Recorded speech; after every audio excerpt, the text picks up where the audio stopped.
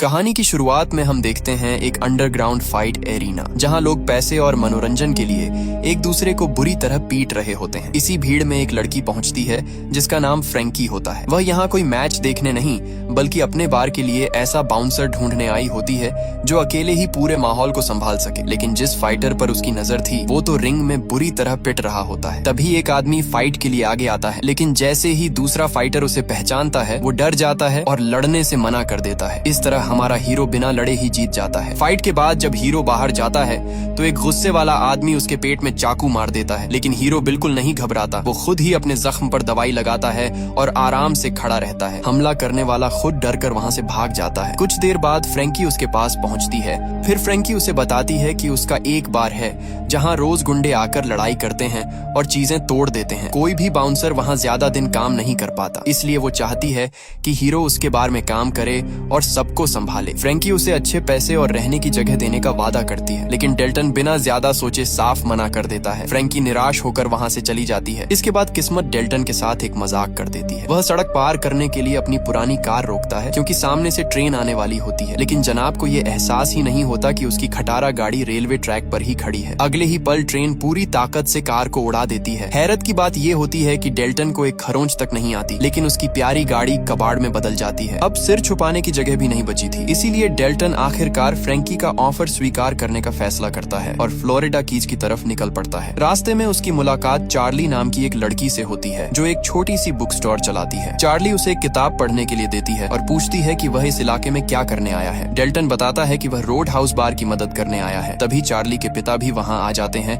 और उसे बार का रास्ता बता देते हैं। कुछ देर बाद डेल्टन पैदल चलते हुए रोड हाउस पहुँच जाता है। बार के बाहर से सब कुछ सामान्य दिखता है, लेकिन अंदर का माहौल अलग ही कहानी सुना रहा था। वहाँ काम करने वाले रीफ और बिली उसका स्वागत करते हैं। बिली तो उसे देखते ही पहचान जाता है और बताता है कि वह उसका बहुत बड़ा फैन है। डेल्टन आराम से कॉफी मंगाता है और चारों तरफ नजर घुमाकर कहता है कि जगह तो काफी शांत लग रही है, लेकिन उसकी बात पूरी भी नहीं होती कि बार के अंदर अचानक झगड़ा शुरू हो जाता है। कुछ ही सेकंड में दो लोगों का झगड़ा पूरे बार की लड़ाई बन जाता है और 5-7 लोग एक दूसरे पर टूट पड़ते हैं। तभी डेल्टन को समझ आने लगता है कि फ्रैंकी ने आखिर उसे यहाँ बुलाने के लिए इतनी बड़ी रकम क्यों ऑफर की थी। बार के अंदर मचा बवाल किसी तरह शांत हो जाता है। बिली उन लड़ाकों को बाहर निकाल देता है, जबकि डेल्टन पूरे समय आराम से कुर्सी पर बैठा कॉफी पीता रहता है। लेकिन तभी बाहर से कुछ बाइक सवार गुंडों की एंट्री होती है। आते ही वो बार में तोड़फोड़ शुरू कर देते हैं और माहौल फिर से गर्म हो जाता है। ऊपर खड़ी फ्रैंकी सब कुछ देख रही होती है, लेकिन इस बार उसकी नजर डेल्टन पर टिकी होती है। जब उनमें से डेल नाम का एक बदतमीज लड़का वेट्रेस को परेशान करने लगता है, तब आखिरकार डेल्टन अपनी सीट छोड़ता है और फिर उन गुंडों से बड़े आराम से बात करता है। गुंडे उसे पागल समझकर मजाक उड़ाने लगते हैं। कुछ ही देर में बार के सारे लोग बाहर जमा हो जाते हैं और मुफ्त का तमाशा देखने लगते हैं। डेल्टन अकेले ही सबकी ऐसी धुनाई करता है कि कुछ सेकंड पहले जो खुद को शेर समझ रहे थे वो अब जमीन से उठने की कोशिश कर रहे होते हैं। मारपीट खत्म होने के बाद सबसे मजेदार सीन आता है। डेल्टन उन्हीं घायल गुंडों को कार में भरकर अस्पताल ले जाता है। रिसेप्शन पर नर्स जब पूछती है कि क्या ये उसके दोस्त हैं, तो वह बड़ी शांति से जवाब देता है कि नहीं, इन्हें तो मैंने ही पीटा है। तभी वहाँ एली नाम की डॉक्टर आती है। इलाज के दौरान उसकी नजर डेल्टन के पुराने चाकू वाले घाव पर भी पड़ती है, जिसके बाद वह उसका जख्म साफ करके नई पट्टी बांध देती है। उधर रोड हाउस में रीफ और बिली डेल्टन से बुरी तरह प्रभावित हो चुके थे। उन्हें यकीन नहीं हो रहा था कि एक आदमी इतने लोगों को अकेले संभाल सकता है। थोड़ी देर बाद फ्रैंकी उसके पास आती है और वादा निभाते हुए पूरे हफ्ते की रकम उसके हाथ में रख देती है। साथ ही पास के होटल में रहने का सुझाव भी देती है, लेकिन डेल्टन होटल की आरामदायक जिंदगी में दिलचस्पी नहीं दिखाता। डेल्टन रहने की जगह ढूंढने लगता है। तभी उसकी नजर समुद्र किनारे खड़ी एक पुरानी बोट पर पड़ती है। वह फ्रैंकी से पूछता है कि ये किसकी है। फ्रैंकी हंसते हुए बताती है कि बोट उनकी ही है, अगर चाहे तो वहीं रह सकता है। बस एक छोटी सी समस्या है, आसपास एक खतरनाक मगरमच्छ भी घूमता रहता है। डेल्टन को मगरमच्छ से ज्यादा किराए की चिंता होती है, इसलिए वह बिना देर किए उस बोट को अपना नया घर बना लेता है। सोते समय उसे फिर से पुरानी फाइट्स और हिंसक मुकाबलों के सपने आने लगते हैं, जिससे साफ पता चलता है कि उसके अंदर अभी भी कई जख्म बाकी बाकी है। अगली सुबह लोरा उससे मिलने आती है। वह उसके लिए अपने हाथों से खाना बनाकर लाई होती है और बड़े अपनापन से कहती है कि उसे अपनी बहन जैसा समझ सकता है। कुछ देर बाद डेल्टन चार्ली की बुक स्टोर पहुंचता है। अब पूरे इलाके में उसका नाम फैल चुका था, इसलिए लोग उसे पहचान कर अभिवादन करने लगते हैं। चार्ली उसे बताती है कि उसे एक ऐसी किताब मिली है जिसमें उसके बारे में विस्तार से लिखा गया है। अब उसे समझ आ गया था कि डेल्टन आखिर कितना मशहूर और खतरनाक फाइटर रह चुका है। दोनों बात कर ही रहे होते हैं कि बाहर अचानक शोर शराबा सुनाई देता है। चार्ली तुरंत बेसबॉल बैट उठाकर बाहर निकलती है। बाहर वही कल वाले गुंडे खड़े होते हैं जो पिछली रात बुरी तरह पिटे थे। वे चार्ली को डराने की कोशिश करते हैं, लेकिन जैसे ही डेल्टन दरवाजे से बाहर आता है उनका सारा आत्मविश्वास हवा हो जाता है और वे धीरे धीरे वहां से खिसक लेते हैं। दूसरी तरफ उनका बॉस अपने आदमियों पर आग बूला हो रहा होता है। वह उन्हें डांटते हुए कहता है कि एक आदमी ने तुम सबकी ऐसी हालत कर दी और तुम अब तक बार का कुछ नहीं बिगाड़ पाए। उनका बॉस खुद इस रहस्यमयी फाइटर में दिलचस्पी लेने लगता है। एक रात एक आदमी को बार में बज रहा गाना पसंद नहीं आता और वह बिना वजह गाली गलौज शुरू कर देता है। बात इतनी बढ़ जाती है कि उसकी दूसरे ग्राहक से हाथापाई हो जाती है। लेकिन इस बार डेल्टन पहले से तैयार था। वह दूर बैठा सब कुछ देख रहा होता है और बिली को इशारे से बताता है कि लाल शर्ट वाला आदमी चाकू लेकर घूम रहा है। जैसे ही वह हथियार निकाले, पीछे हटकर सीधा वार करना। बिली वैसा ही करता है जैसा उसे सिखाया गया था। चाकू बाहर निकलते ही वह जोरदार पंच मारता है और पूरा खेल पलट जाता है। इसके बाद डेल्टन आगे बढ़कर चाकू छीन लेता है और उस आदमी को बाहर का रास्ता दिखा देता है। धीरे धीरे वह बिली को सिर्फ बाउंसर नहीं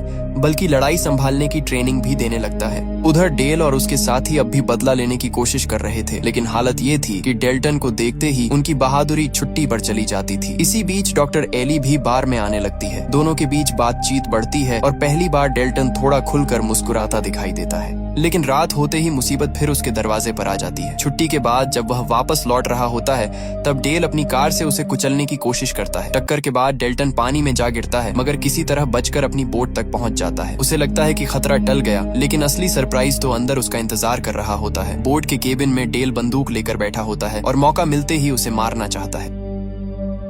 इस बार डेल्टन कोई जोखिम नहीं लेता। वह बिजली जैसी तेजी से हमला करता है और डेल को उठाकर सीधा बोट से बाहर पानी में फेंक देता है। तभी अंधेरे पानी से एक विशाल मगरमच्छ निकल आता है। कुछ ही पलों में मगरमच्छ डेल को पानी के अंदर खींच लेता है और सब कुछ शांत हो जाता है। अगली सुबह पुलिस इलाके में पहुंचती है। पूरा समुद्र खंगाल दिया जाता है, मगर न मगरमच्छ मिलता है और न ही डेल का कोई निशान। मामला रहस्य बन जाता है। दूसरी तरफ डेल्टन अपनी सामान्य जिंदगी में लौटने की कोशिश कर रहा होता है, लेकिन जब वह चार्ली की बुक स्टोर से बाहर निकलता है तभी जैक नाम का एक खतरनाक गुंडा उसके सामने आ जाता है। वह बंदूक दिखाकर कहता है कि उसके बॉस ब्रायन ने बुलाया है। डेल्टन बेपरवाही से मना कर देता है, लेकिन जैक मुस्कुराते हुए हथियार लहराता है और याद दिलाता है कि इस बातचीत में फैसला करने का हक सिर्फ उसी के पास है। अगले ही पल डेल्टन उसका जवाब खुद दे देता है। वह इतनी तेजी से हमला करता है कि जैक की दोनों हाथों की उंगलियां टूट जाती हैं। दर्द से तड़पते जैक की हालत खराब हो जाती है। तभी उसका साथी सैम वहां पहुंचता है। डेल्टन उसे आदेश देता है कि अपने घायल दोस्त को उठाओ और अपने बॉस को संदेश दे दो कि अगर मुलाकात करनी है तो रोड हाउस में आकर करे। उधर रोड हाउस में फ्रैंकी को डेल की मौत की खबर मिलती है। डेल्टन पूछता है कि आखिर वे लोग उसके बार के पीछे पड़े क्यों हैं, लेकिन फ्रैंकी के पास भी कोई जवाब नहीं होता। दूसरी तरफ जैक अपने बॉस ब्रायन के पास पहुंचता है और रोते हुए अपनी टूटी उंगलियों की कहानी सुनाता है। कमरे में बैठे लोग उसका हाल देखकर भी हंस रहे होते हैं। तभी ब्रायन का गुस्सा 7वें आसमान पर पहुंच जाता है। तभी उसके पिता का फोन आता है। कुछ ही सेकंड की बातचीत के बाद ब्रायन इतना बौखला जाता है कि फोन सीधा पानी में फेंक देता है। अब कहानी में एंट्री होती है एक नए तूफान की। ब्रायन का पिता अपने सबसे खतरनाक आदमी को बुलाता है जिसका नाम नॉक्स होता है। ये ऐसा इंसान था जिसे देखकर गुंडे भी रास्ता बदल लें। उसे तुरंत फ्लोरिडा पहुंचने का आदेश दिया जाता है क्योंकि हालात हाथ से निकलते जा रहे थे और डेल्टन नाम की समस्या अब बहुत बड़ी बन चुकी थी। अगली सुबह माहौल थोड़ा शांत दिखाई देता है। डॉक्टर एली अपनी बोट लेकर डेल्टन से मिलने आती है। दोनों समुद्र के बीच काफी दूर निकल जाते हैं। एली इंजन बंद कर देती है और दोनों आराम से बैठकर बातें करने लगते हैं। लेकिन जैसे ही एली उसकी निजी जिंदगी के बारे में सवाल पूछना शुरू करती है, उसके चेहरे का रंग बदल जाता है। डेल्टन तुरंत उठ खड़ा होता है और वापस लौटने की बात करता है। वह साफ कह देता है कि एली एक अच्छी इंसान है, लेकिन वह खुद वैसा आदमी नहीं है जिसके करीब कोई आना चाहे। उधर दूसरी तरफ फ्लोरिडा में नया तूफान उतर चुका था। नॉक्स सीधे ब्रायन के अड्डे पर पहुंचता है। आते ही वह वहां मौजूद गुंडों से उलझने लगता है, मानो लड़ाई किए बिना उसका दिन शुरू ही नहीं होता। कुछ देर बाद ब्रायन भी वहां पहुंच जाता है और गुस्से में पूछता है कि आखिर ये आदमी है कौन। नॉक्स बड़े आराम से बताता है कि उसे उसके पिता ने भेजा है। फिर बिना किसी चेतावनी के वह ब्रायन ब्रायन के चेहरे पर घूंसा जड़ देता है और कहता है कि यही उसका परिचय है। वह ऐलान कर देता है कि अब वह यहीं रहेगा और हालात संभालेगा। जब वह डेल्टन के बारे में पूछता है तो ब्रायन कहता है कि वह खुद उस बाउंसर से निपट लेगा और किसी मदद की जरूरत नहीं है। नॉक्स हंसते हुए उसे एक मौका देता है। इधर एली डेल्टन को वापस उसकी बोट के पास छोड़ देती है। जैसे ही डेल्टन किनारे पर पहुंचता है, 2 पुलिस अधिकारी उसके सामने आ जाते हैं। वे बिना कोई बहस किए उसे अपने साथ चलने के लिए कहते हैं। डेल्टन समझ जाता है कि शायद डेल की मौत का मामला अभी खत्म नहीं हुआ है। कुछ देर बाद उसे शेरिफ के ऑफिस में ले जाया जाता है। कुछ देर बाद शेरिफ उसे अपनी कार में बैठाकर अकेले बात करता है। वह बड़े शांत लहजे में कहता है कि इस शहर के लोग उसके परिवार जैसे हैं और बेहतर होगा कि डेल्टन यहाँ से चला जाए। वह मुस्कुराकर जवाब देता है कि दोस्त कभी किसी दोस्त को भागने के लिए नहीं कहते। ये सुनकर शेरिफ का असली चेहरा सामने आने लगता है। शेरिफ उसे डराने की कोशिश करता है। वह कहता है कि अगर उसने बात नहीं मानी तो उसे जेल भेज दिया जाएगा, जहाँ कोई कैदी उसके पेट में चाकू घोंप देगा। लेकिन डेल्टन पर इन धमकियों का कोई असर नहीं होता। बात बिगड़ जाती है और पुलिस वाले उसे कार से बाहर खींचकर पीटना शुरू कर देते हैं। हालात इतने खराब हो जाते हैं कि शेरिफ उस पर बंदूक तक तान देता है। तभी अचानक एली वहाँ पहुँच जाती है और पूरे मामले को रोक देती है। रास्ते में वह डेल्टन को एक बड़ा राज बताती है। शेरिफ कोई और नहीं बल्कि उसका अपना पिता है। साथ ही वह ये भी बताती है कि शहर का पूरा सिस्टम ब्रायन के पिता के प्रभाव में चल रहा है। उस आदमी ने इलाके में इतना पैसा लगाया हुआ है कि पुलिस से लेकर कई बड़े लोग उसके इशारों पर काम करते हैं। उधर रात को रोड हाउस में ड्यूटी करते समय डेल्टन के सामने खुद ब्रायन आ जाता है। इस बार वह धमकी देने नहीं बल्कि उसके पुराने जख्म कुरेदने आया था। वह अपने फोन में एक पुरानी फाइट की वीडियो दिखाता है जिसमें डेल्टन अपने ही करीबी दोस्त के खिलाफ लड़ रहा होता है। वीडियो का अंत बेहद दर्दनाक था। ब्रायन उसे याद दिलाता है कि उसका दोस्त हार मान चुका था, लेकिन गुस्से में डेल्टन ने खुद को रोक नहीं पाया और उसी लड़ाई में उसके दोस्त की मौत हो गई। यही वह घटना थी जो आज तक डेल्टन को अंदर ही अंदर खा रही थी। कुछ ही देर बाद नॉक्स अपने गुंडों के साथ रोड हाउस में घुसता है। अंदर आते ही वह ऐसे तोड़फोड़ शुरू कर देता है जैसे कोई पागल बच्चा खिलौनों की दुकान में घुस गया हो। हैरानी की बात यह थी कि डेल्टन अभी भी अपनी सीट पर बैठा सब कुछ देख रहा था। नॉक्स बार में बज रहे म्यूजिक को बंद करवाना चाहता था, लेकिन स्टेज पर बैठे बुजुर्ग संगीतकार बजाना नहीं रोकते। रोड हाउस पूरी तरह जंग का मैदान बन जाता है। नॉक्स अकेला ही कई आदमियों पर भारी पड़ रहा था। बिली और रीफ उसे रोकने की कोशिश करते हैं, लेकिन वह दोनों को ऐसे उछाल देता है जैसे वे कोई खिलौने हों। नॉक्स आखिरकार उसका नाम लेकर उसे ललकारता है। तब डेल्टन धीरे धीरे अपनी कुर्सी से उठता है और उसके सामने जाकर खड़ा हो जाता है। नॉक्स ऐलान करता है कि आज वह सबके सामने उसकी इज्जत मिट्टी में मिला देगा। इसके बाद दोनों के बीच भिड़ंत शुरू हो जाती है। लेकिन अजीब बात यह थी कि डेल्टन न तो पूरी ताकत से जवाब दे रहा था और न ही बचने की कोशिश कर रहा था। नॉक्स उसे मारते मारते बार से बाहर तक ले जाता है। वहाँ मौजूद हर इंसान को लगता है कि डेल्टन हार चुका है। एली दौड़कर डेल्टन के पास आती है और पूछती है कि वह ठीक है या नहीं, लेकिन डेल्टन बिना एक शब्द बोले वहाँ से चला जाता है। और मजे की बात ये थी कि अंदर बैठे बूढ़े म्यूजिशियन अब भी गाना बजा रहे थे जैसे कुछ हुआ ही न हो। इसके बाद डेल्टन अपनी बोट पर पहुँचता है और सामान पैक करना शुरू कर देता है। उसे लगने लगा था कि शायद यही सही समय है सब कुछ छोड़कर चले जाने का। तभी फ्रैंकी वहाँ पहुँचती है और पहली बार पूरा सच बताती है। वह कहती है कि ब्रायन और उसका परिवार सिर्फ उसे परेशान नहीं कर रहे, असल में वे उसका रोड हाउस हथियाना चाहते हैं। बार के आसपास की लगभग सारी जमीन पहले से उनके कब्जे में है और वे इस आखिरी टुकड़े पर भी कब्जा करके वहाँ एक बड़ा रिजॉर्ट बनाना चाहते हैं। लेकिन डेल्टन इस वक्त थक चुका था। वह कहता है कि अगर वह बेचना नहीं चाहती तो मत बेचे, लेकिन उसे इस लड़ाई से बाहर रहने दे। फ्रैंकी उसकी तरफ देखकर ताना मारती है कि क्या वह सचमुच उन लोगों से इतना डर गया है कि शहर छोड़कर भाग रहा है। ये बात सीधा डेल्टन के दिल पर लगती है। कुछ पल चुप रहने के बाद डेल्टन धीमी आवाज में जवाब देता है। वह नॉक्स या ब्रायन से नहीं डर रहा था, वह अपने ही अंदर छिपे उस राक्षस से डर रहा था जिसने कभी गुस्से में अपने सबसे करीबी दोस्त की जान ले ली थी। डेल्टन बस स्टॉप की तरफ जा रहा होता है ताकि हमेशा के लिए इस शहर को छोड़ सके, लेकिन तभी उसकी नजर एक ऐसी चीज पर पड़ती है जो उसका फैसला बदल देती है। चार्ली की बुक स्टोर, जो पूरे इलाके की सबसे शांत जगह थी, अब सिर्फ जलता हुआ मलबा बन चुकी थी। डेल्टन अंदर भागता है और चार्ली अब उसके पिता के बारे में पूछता है। वहाँ मौजूद एक आदमी बताता है कि दोनों को गंभीर हालत में अस्पताल ले जाया गया है। ये सुनते ही डेल्टन के अंदर दबा हुआ गुस्सा फिर से जागने लगता है। अब उसकी बस भी निकल चुकी थी और वापस मुड़ने का कोई कारण नहीं बचा था। सीधे वह ब्रायन के अड्डे पर पहुंचता है जहां उसे विंस मिलता है। विंस हंसते हुए कहता है कि लगता है उनका भेजा हुआ संदेश उसे मिल गया। इस बार डेल्टन खुद को नहीं रोकता। एक ही वार में वह विंस को ऐसा पंच मारता है कि उसकी गर्दन टूट जाती है। विंस लड़खड़ाता हुआ स्विमिंग पूल में गिरता है। तभी वहाँ खड़ा एक और गुंडा डर के मारे सब सच उगल देता है। वह बताता है कि ब्रायन अगली सुबह किसी बड़ी मीटिंग में आने वाला है जहां अपने धंधे के लिए पैसों का इंतजाम किया जाएगा। जानकारी देने के बाद वह डेल्टन का शुक्रिया भी अदा करता है कि कम से कम उसे जिंदा छोड़ दिया गया। रात गुजरती है और सुबह डेल्टन अपनी अगली चाल चलता है। वह उस जगह पहुंचता है जहां पैसों से भरा बैग एक पुलिस अधिकारी के जरिए पहुंचाया जा रहा था। सही मौका देखकर वह पुलिस वाले को बेहोश कर देता है, पैसों का बैग छुपा देता है और पूरी योजना को उल्टा घुमा देता है। मदद के लिए कॉल करके वह अधिकारियों को घायल पुलिस वाले की जानकारी देता है ताकि उसकी जान बच सके। कुछ देर बाद जब डेल्टन अपनी बोट पर बैठा अगली चाल के बारे में सोच रहा होता है, तभी शेरिफ वहां पहुंच जाता है।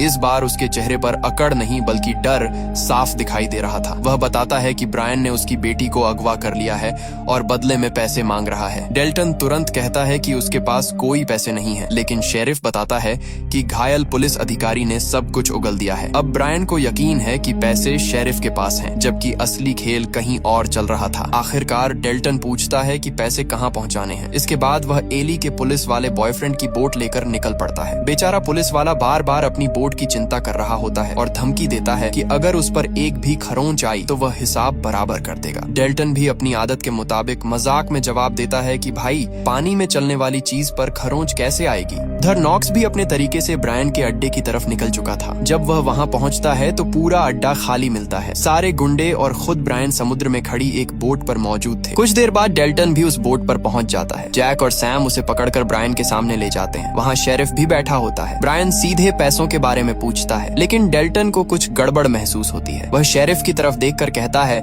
कि जिसकी बेटी अगवा हुई हो उसका चेहरा ऐसा शांत नहीं हो सकता। तभी शेरिफ खुद मान लेता है कि बेटी वाले किस्से में उसने झूठ बोला था, यानी डेल्टन को फंसाने के लिए एक और चाल चली गई थी। लेकिन इससे पहले कि कोई राहत की सांस लेता, ब्रायन एक और झटका देता है। वह हंसते हुए बताता है कि शेरिफ की बेटी नहीं बल्कि एली सच में उसके कब्जे में है। शेरिफ भी ये सुनकर भड़क जाता है और गुस्से में बंदूक निकाल लेता है, लेकिन ब्रायन के आदमी तुरंत उसे काबू में कर लेते हैं। ब्रायन आखिरी बार डेल्टन को चेतावनी देता है, पैसे लाओ और एली को ले जाओ। तभी सबकी नजर समुद्र की तरफ जाती है। दूर से एक और बोट तेजी से उनकी ओर बढ़ रही थी। उस बोट पर बैठा इंसान कोई और नहीं बल्कि नॉक्स था। ब्रायन उसे देखते ही घबरा जाता है और अपने आदमियों को चिल्लाकर कहता है कि उस पागल को बोट पर चढ़ने मत देना। डेल्टन दूर से आती बोट को देखता है और उसके चेहरे पर पहली बार मुस्कान लौट आती है। डेल्टन अपनी आखिरी चाल चलता है और ऐसा धमाका कर देता है कि पूरी बोट हिल जाती है। विस्फोट इतना जबरदस्त होता है कि वहां मौजूद लगभग सभी लोग इधर उधर जा गिरते हैं। अफरा तफरी के बीच डेल्टन की पहली चिंता एली होती है। वह उसे ढूंढते हुए बोट के नीचे बने केबिन तक पहुंचता है, जहां एली बंद थी और शीशा तोड़कर बाहर निकलने की कोशिश कर रही थी। डेल्टन दरवाजा तोड़कर अंदर घुसता ही है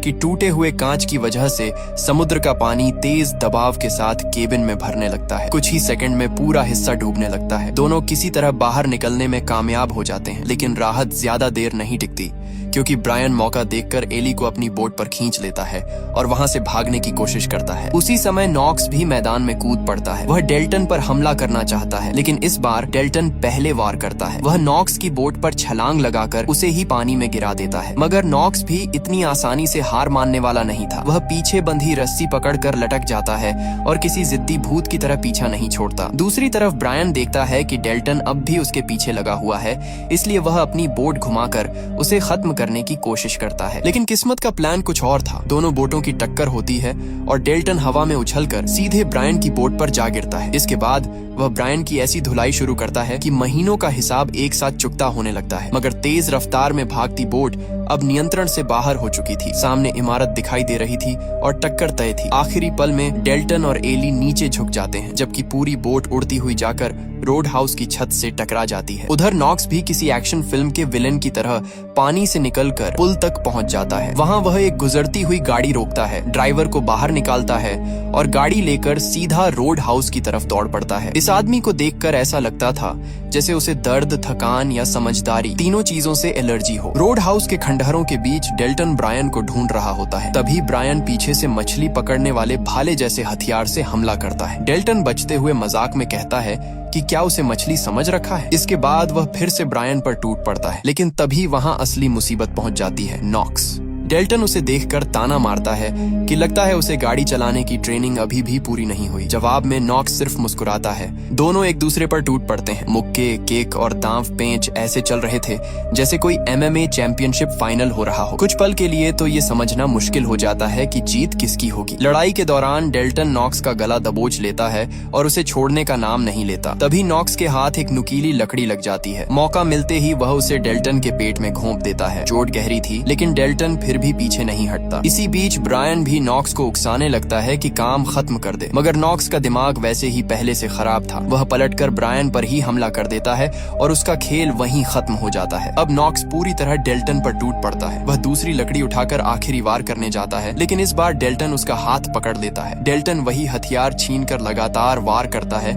और आखिरकार नॉक्स की कहानी भी खत्म हो जाती है। पहली बार ऐसा लगता है कि डेल्टन ने अपने सबसे बड़े डर का सामना कर लिया है और इस बार वह अपने गुस्से पर काबू भी रख पाया है। कुछ देर बाद शेरिफ वहां पहुंचता है। वह डेल्टन से कहता है कि अब यहाँ से चले जाना ही बेहतर होगा, बाकी सब वह संभाल लेगा। एली भी उससे जाने के लिए कहती है। शायद दोनों जानते थे कि डेल्टन जहाँ जाता है मुसीबतें उसका पीछा करती हैं। अगले दिन फ्रैंकी और उसके साथी रोड हाउस की सफाई में जुट जाते हैं। उनका विश्वास था कि यह जगह फिर से खड़ी होगी और पहले से भी बेहतर बनेगी। आखिरी सीन में डेल्टन चार्ली की बुक स्टोर के बाहर बैठा बस का इंतजार कर रहा होता है। चार्ली उससे पूछती है कि क्या वह हमेशा के लिए जा रहा है। डेल्टन हल्की मुस्कान के साथ जवाब देता है कि कहानियों का अंत अक्सर ऐसे ही होता है। उधर चार्ली के पिता जब अपनी दुकान के अंदर जाते हैं तो उन्हें नोटों से भरा एक बड़ा सूटकेस मिलता है। तब उन्हें समझ आता है कि डेल्टन चुपचाप उनके लिए मदद छोड़ गया है, लेकिन जब वे उसे धन्यवाद कहने बाहर आते हैं तब तक बस जा चुकी होती है। बिली और रीफ दूर खड़े सोच रहे होते हैं कि उनका हीरो आखिर गया कहाँ, लेकिन सच तो ये था कि शायद खुद डेल्टन को भी नहीं पता था कि उसकी अगली मंजिल क्या होगी। एक शहर की कहानी खत्म हो चुकी थी और एक नया सफर शुरू होने वाला था। अगर आपको ये मूवी एक्सप्लेनेशन पसंद आई हो